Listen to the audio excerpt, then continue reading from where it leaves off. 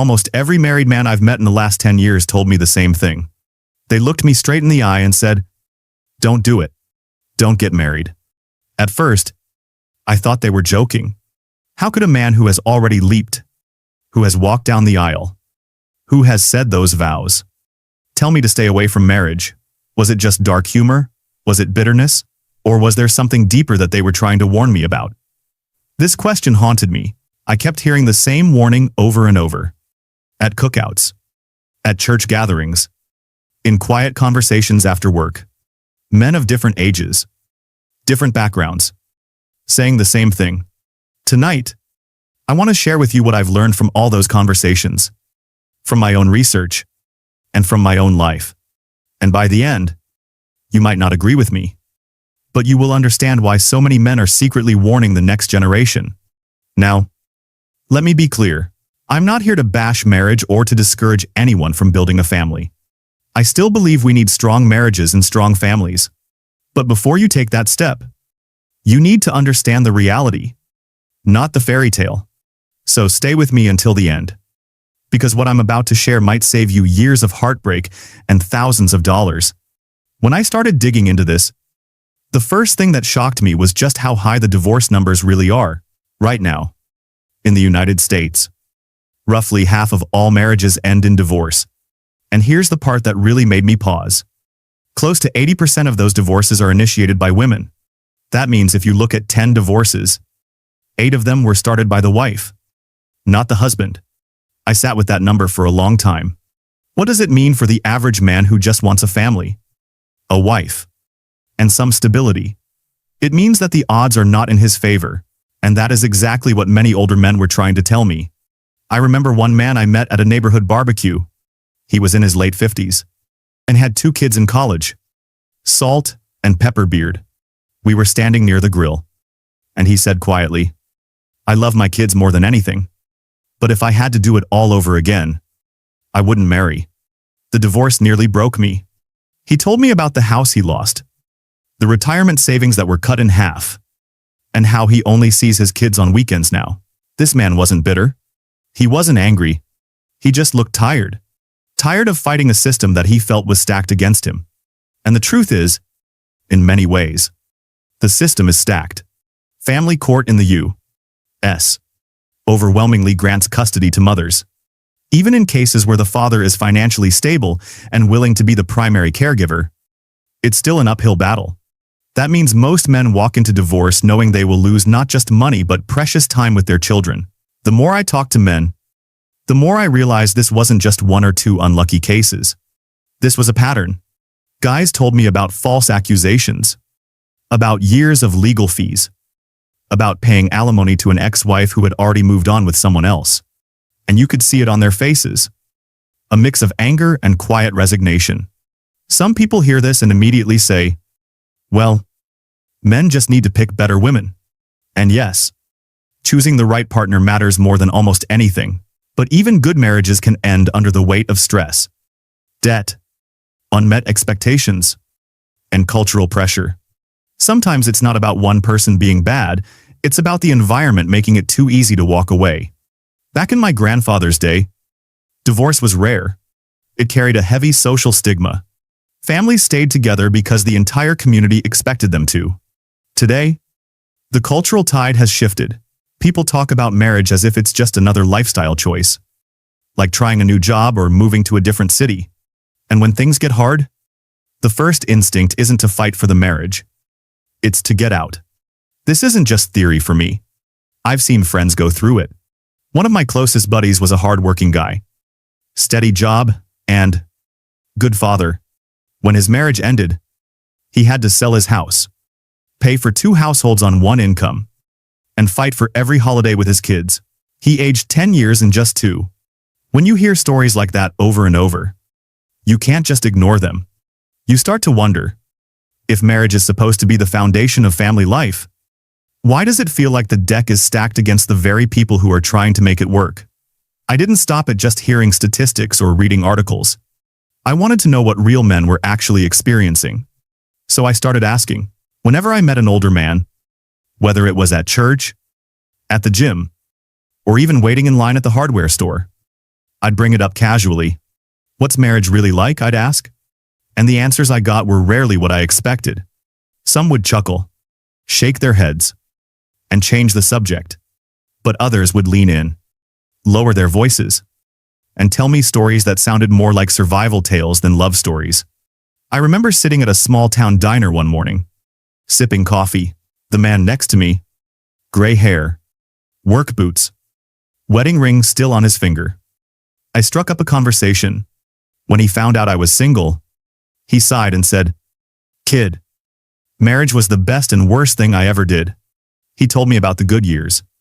When he and his wife built their first house together, I raised 2 kids and made it through layoffs and sickness. But then, after 25 years, she filed for divorce. No warning, no counseling, no second chance. He said it felt like the rug had been pulled out from under him. "She's happy now," he said, stirring his coffee. "She got the house. I got an apartment and a dog that misses her more than I do."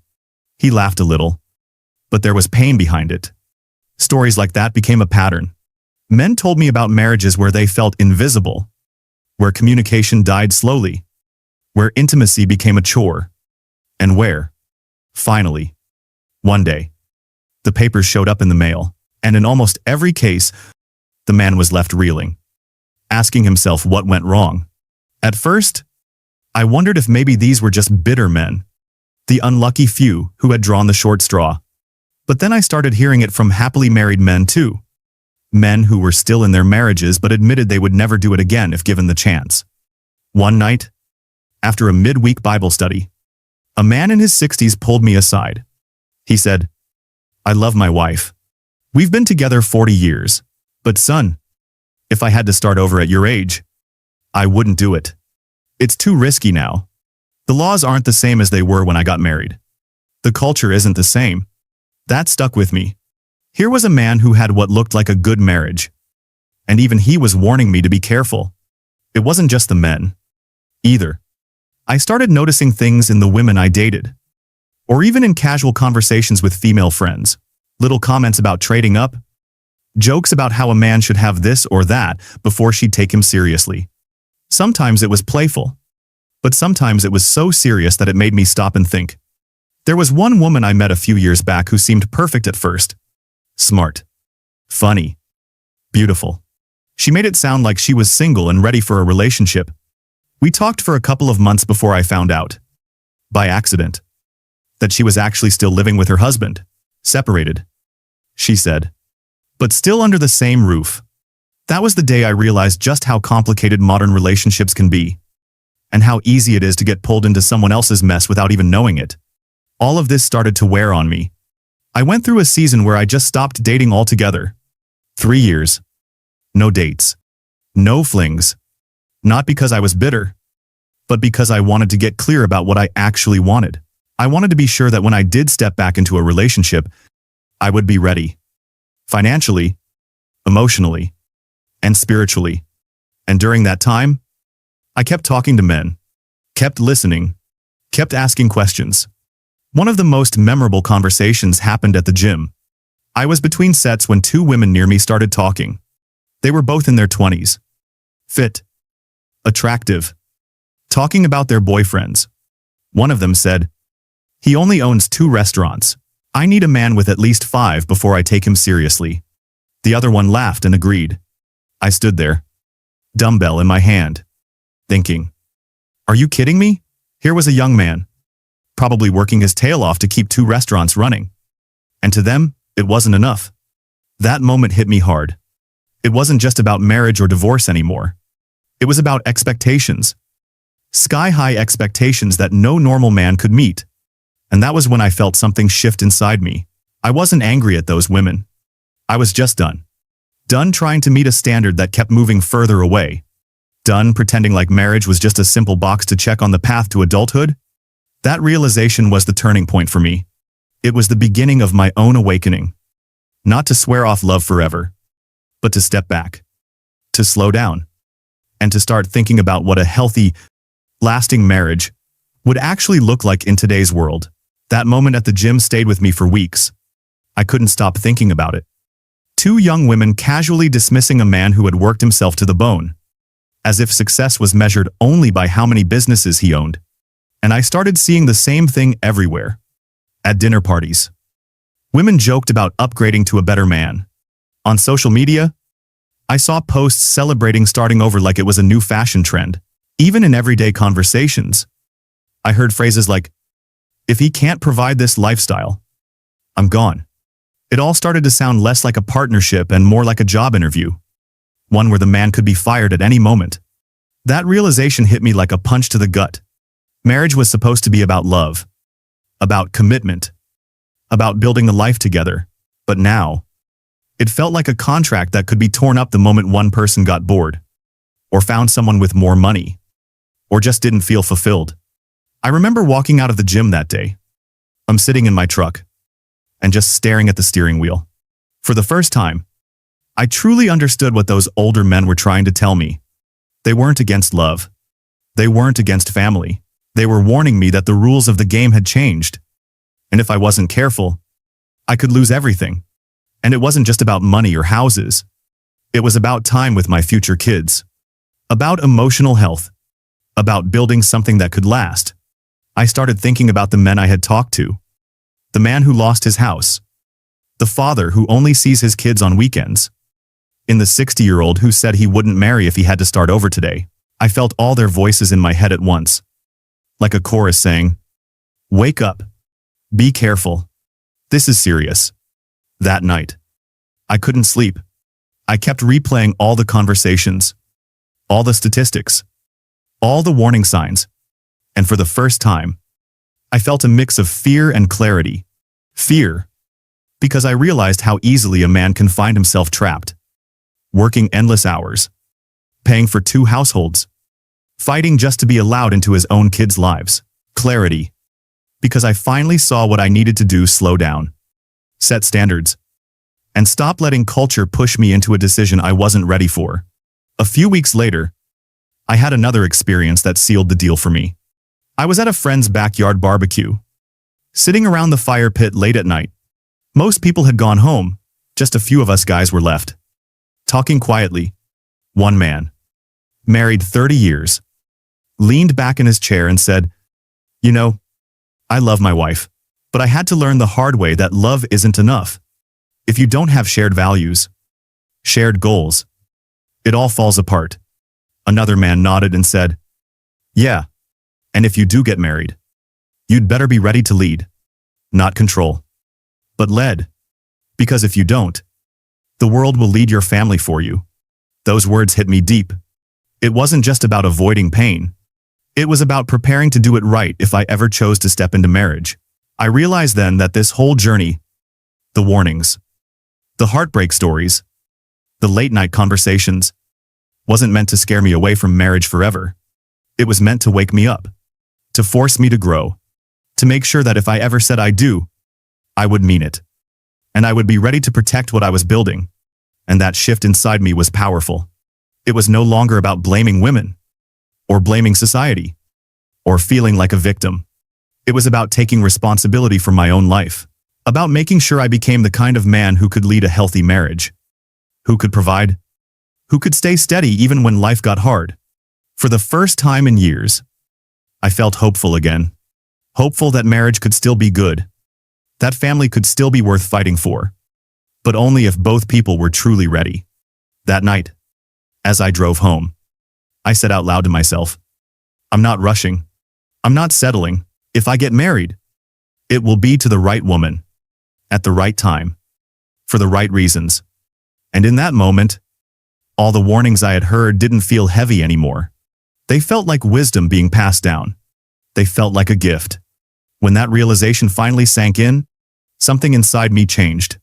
For years, I had been listening to warnings, collecting stories, and quietly worrying about whether marriage was even worth it anymore. But now, I don't feel worried. I felt clear. Marriage, I realized, isn't broken. It's just dangerous if you go into it blind. It's like stepping into a storm without a map or a shelter plan. You might make it through, but the odds aren't in your favor unless you know what you're doing. And that's the truth I wish someone had told me 10 years ago. It's not about avoiding love. It's about preparing for love. It's about becoming the kind of man who can weather the storm. And about choosing a woman who actually wants to walk through it with you. That's when I made myself a promise. If I ever get married, it won't be because of pressure from family, or because it's time, or because I'm afraid of being alone. It will be because I've built a solid life, because I've found someone whose values match mine, and because we are both ready to fight for it when things get hard. I started thinking about what that actually means. It means getting my finances in order. It means staying healthy physically, mentally, and spiritually. It means learning how to communicate, how to resolve conflict without blowing everything up, and how to lead with love and humility. And it means not ignoring red flags just because I'm lonely, or because I think time is running out. I know some of you listening might be divorced right now. Maybe you've been through the fire and you're wondering if there's even a point in trying again. Or maybe you're single like me, wondering if marriage is still worth it. Here's what I want to say to you. Don't let fear be the thing that drives your decision. Let wisdom guide you instead. Take your time. Do the work. Heal where you need to heal. Become the kind of man who can stand firm when life gets hard. Because life will get hard. And when you do choose carefully. Don't just look for chemistry. Look for character. Look for a woman who actually wants the same life you do, who values loyalty and faithfulness, who understands that marriage isn't just a feeling. It's a covenant. Because at the end of the day, what those older men were really warning me about wasn't marriage itself. They were warning me about walking into it unprepared. They were warning me about giving everything I have to someone who doesn't respect it. And when I finally understood that, their warnings stopped sounding bitter. They started sounding like wisdom, like a father putting his hand on your shoulder and saying, "Son, I don't make the mistakes I made." So, here's my message to every man watching this.